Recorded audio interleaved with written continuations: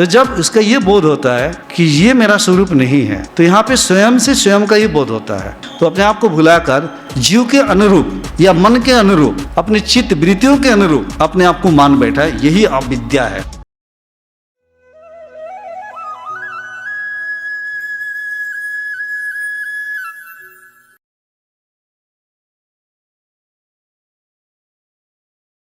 तो जैसे ये मन खत्म हो गया, चित्त खत्म हो गया, मन खत्म हो गया, मन खत्म हो गया, अच्छा, शांत हो गया, चित्त हो गया, तो फिर उसके बाद वो मुक्त किसको होना है? मोक्ष किसका होना है?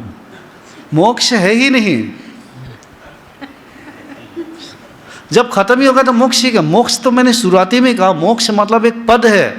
क्या पद है? परमानंद की, परम शांति की। वो किसको मिलेगी? वो परम शांति किसको मिलनी है? मिलेगी नहीं, वो तो मिला ही हुआ है, बस भ्रम हुआ है। क्या भ्रम हुआ है? कि वही तो मैं समझा रहा था, जो पूछ रहा है उसको भ्रम हुआ है कि किसको मिलेगी। वो उसी तत्व से प्रकाशित है जो पूछने वाला है, वो उसी को जान लेना है कि जो पूछ रहा है वो मैं जो अलग समझ रहा हूँ कि मुझे मिलेगी, मैं अलग हूँ, कोई परमात्मा है, वो ऑलरेडी अभी भी उसी में परमात्मा ही है, उसके ही प्रकाश से वो पूछ रहा है। लेकिन उसको लग रहा है कि मुझे परमात्मा की प्राप्ति करना है। उसको ये जान लेना कि जो पूछने वाला है वो अभी भी परमात्मा के प्रकाश से ही प्रकाशित है, तो पूछ रहा है। उसको जान लेना, उसमें ठहर जाना, तो देखोगे कि मोक्ष भी नहीं है, मुक्ति भी नहीं है, जन्म भी है नहीं, ना मृत्यु है। अगर जन्म है तो फिर मृत्यु है, मृत्यु है तो फिर जन्म है, फिर मोक्ष की कहानी खत्म हो जाती है वहाँ पे, क्योंकि जन्म और मृत्यु है ही नहीं, तो फिर मोक्ष के भी कॉन्सेप्ट खत्म। उसमें ठहरना किसको है? कौन ठहरे उसमें? शब्दों में कहा जा रहा है कि कौन ठहरेगा। ठहर जाना गुरु एक जीव को कह रहा है, क्योंकि जीव भ्रमित है।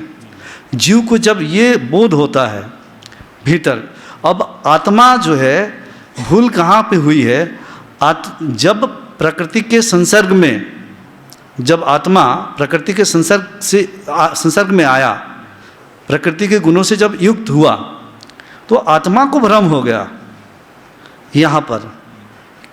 और जिसके साथ या जिन गुणों के साथ वो युक्त हुआ, उसके संसर्ग में आया, उसके अनुरूप वो अपने आप को मान बैठा है।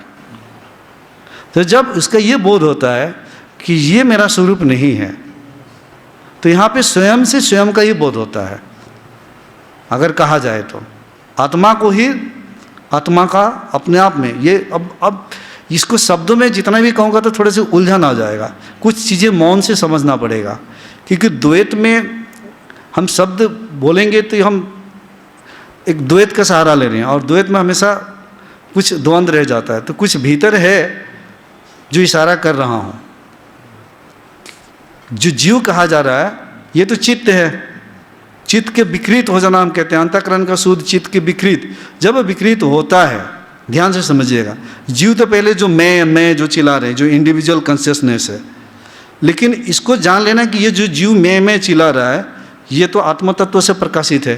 लेकिन वो आत्मा को ही, वो आत्मा ही अपने आप को जीव के अनुरूप समझ लिया है, वो है आत्मा ही। इसीलिए शंकराचार्य ने कहा कि जीव भी ब्रह्म है।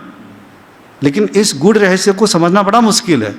इस अर्थ में उन्होंने कहा था, चित्त के स्तर पर शंकराचार्य ने नहीं कहा था कि जीव ब्रह्म है।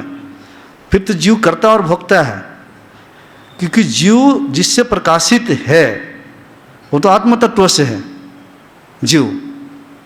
लेकिन उसी आत्म तत्व ने जब उसके संसर्ग में आया, प्रकृति के संसर्ग में, तो अपने आप को भुलाकर जीव के अनुरूप या मन के अनुरूप, अपने चित्त वृत्तियों के अनुरूप अपने आप को मान बैठा है। यही अविद्या है।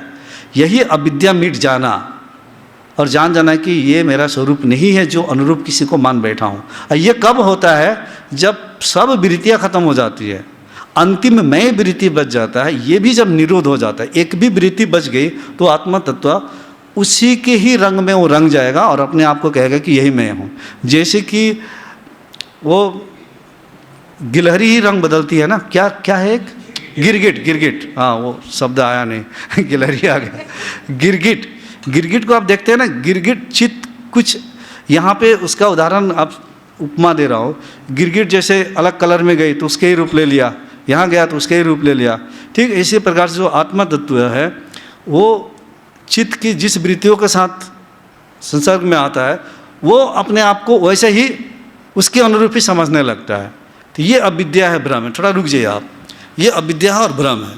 तब गुरु के माध्यम से, कोई बोध के माध्यम से जब पता चलता है कि ये नहीं हूँ, जो तो वृत्ति भी गिर जाता है, मैं तो ये हूँ, ये तो मुझसे ये सब प्रकाशित ही है, सारा जगत ही प्रकाशित है, मैं तो ये स्क्रीन वाला जो मैं उदाहरण दे रहा था ऐसे ही है। लेकिन दिमाग में वो स्क्रीन मत बना लेना आप लोग।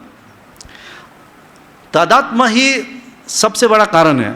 अभी आप बैठे यहाँ पे है, मान लिया वो व्यक्ति वहाँ पे, ये चला रहे हैं ठेला, अब हमें ठेला वाले की ज़रूरत है, तो मैं क्या कहूँगा, ओ ठेला, ओ ठेला वाला। ठेला वाला समझ रहे हैं ना आप लोग, कार्टमैन। तो ये तुरंत रुक जाएंगे, क्योंकि वो ठेला पे है और ठेला पे बैठे हुए हैं, तो ठेला से तादात्म्य किए हैं, तो ठेला से अपना पहचान बना लिया, तो हम ठेला वाला इनको कह रहे हैं।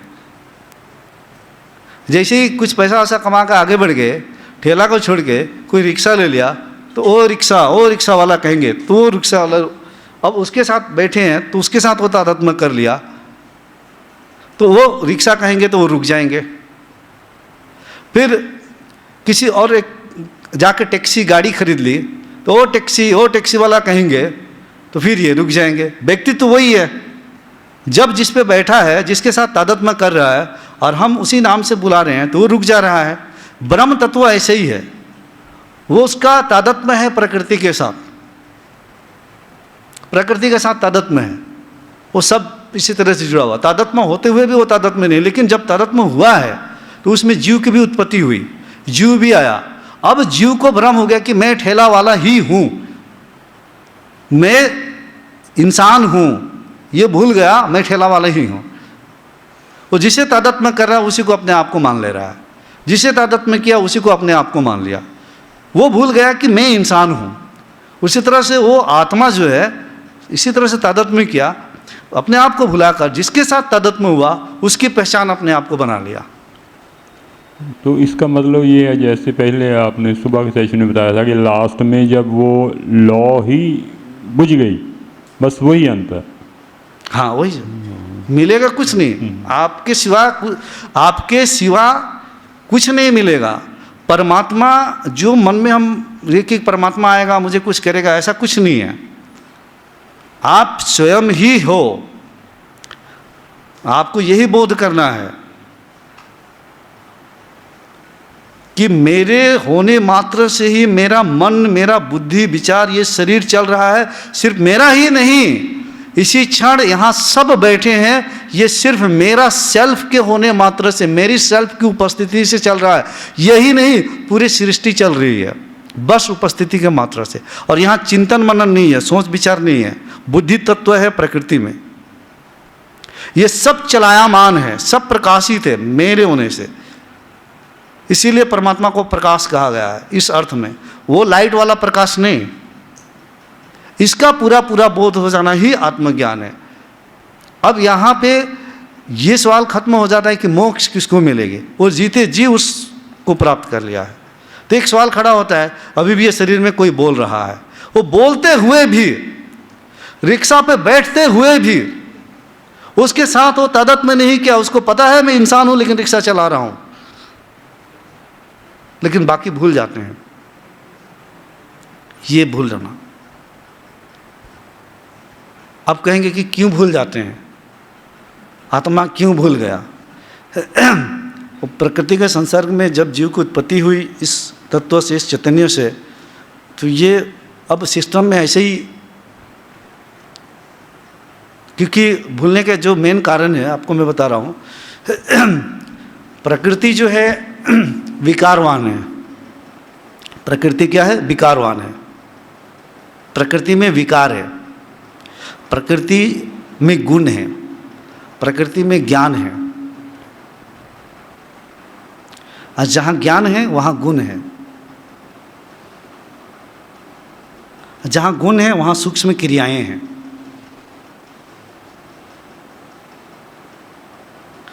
तो जब सृष्टि बनती है, तो जो आत्मा तत्व है जब वो प्रकृति के संसर्ग में आया, अब समझने के लिए कुछ चीज़ें अपने आप समझनी पड़ेगी, हम तो शब्दों का ही सहारा लेंगे। तो विकारवान के साथ जब दोस्ती होती है, जीव की जब उत्पत्ति हो रही है, विकारवान के साथ दोस्ती हुई, तो वो अपने प्रकाश को भुलाकर जिसके साथ दोस्ती हुई उसी पहचान को मान लिया वो। अब क्यों? क्योंकि वो अविद्या के संसर्ग में आया है। अब अविद्या के संसर्ग में आया तो इसीलिए वो भ्रमित हो गया, क्योंकि अविद्या का, माया का एक आवरण आ गया उसके ऊपर। अब कौन छुड़ाएगा वहाँ से?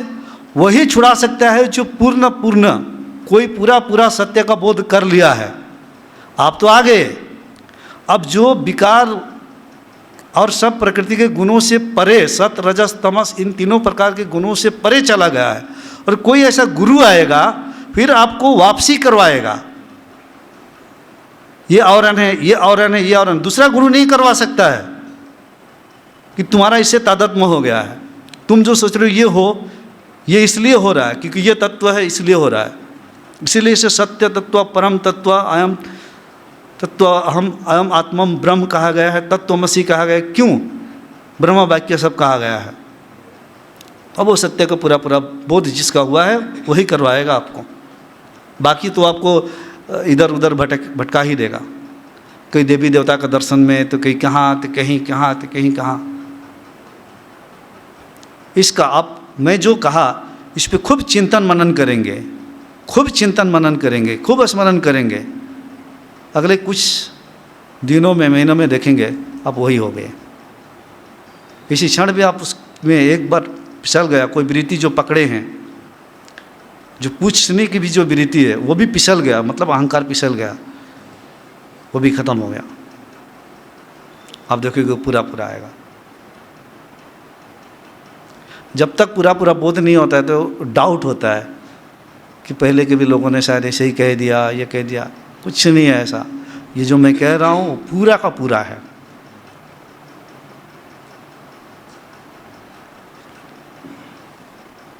गुरुजी, ये पर्दे वाली कहानी आपने जनवरी वाले सेशन शिविर में सुनाई थी, तब मेरी समझ में नहीं आई थी। आज समझ में आई? आज समझ में आई है, 1.5 साल बाद। इसी तरह से मैं बहुत सारी बातें, एक माता जी आई थी, आज आई तो आज बैठी तो कुछ चीज़ें कह रही कि मुझे वो आज चीज़ें समझ में आई, और आ रही है 1-1.5 साल से। वो बातें मैं कितनी बार कह चुका हूँ, लेकिन समझ में आई 1.5 साल बाद में। एक ही बातें गुरु बार बार चिल्ला रहा है, वो चीज़ें आपको समझ में नहीं आई। हो सकता है उसके साथ साथ आप 5 साल है शिविर कर रहे हैं, 5 साल बाद में वो बात समझ में आएगी आपको, क्योंकि आप समझने का स्तर पे नहीं थे, उस लेने का स्तर पे नहीं थे आप।